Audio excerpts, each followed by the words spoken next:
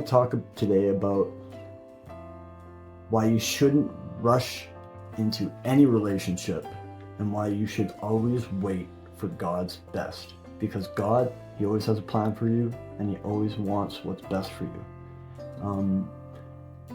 I can really relate to this because last year the greatest thing happened to me, and I would end up meeting the woman of my dreams, and she would become my wife. However, we did not rush into things. It was a long, arduous road. Well, arduous sounds bad. It was actually awesome the entire time. But the point is that we were very slow and wanted to really connect with one another and make sure that we were in lockstep with our faith and that we were on the same page where we wanted to go, where our futures were heading. Everything about that. You really need to realize what you have, what your core values are, and what you hope for in a partner. And rushing into things based on looks alone, I'll tell you right now from my personal experience, it really just doesn't work. Of course, we're visual creatures, and the physical aspect, of course, that's important. There's no denying that. But what I think is the biggest and most important factor is a connection. You want to be friends with that person. You want to have a relationship, like that of a best friend. You want to be able to wake up and spend every moment with that person. That is something I'd like to build my life around, right? But if you rush into a relationship and you act physically or anything of that nature, right, before a covenant is made, is the wrong thing to do. It's the wrong thing to do. When you come together with somebody, that's the ultimate act. You're becoming one flesh. So the reality is you should abstain from that unless you're married. And that's just the reality. In this day and age, that's a tall order for what society is and their expectations are for the youth of today.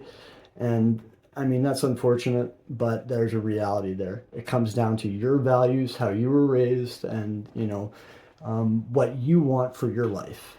And I think it's really important that if you want a really solid relationship that has an amazingly sturdy foundation, right, then a purely physical one is not going to be the place to start. So how do you build a relationship like that? Well, honesty, truth and honesty. These are the key tenets. You have to be an open book with one another, right? Don't leave one another guessing what the other person's thinking in moments of vulnerability and things of that nature. Always communicate and be an open book, right? You don't want to cause the other person discomfort at any point in time. No one does, right? So how do you prevent that? Well, you communicate. If something bothers you, you let them know.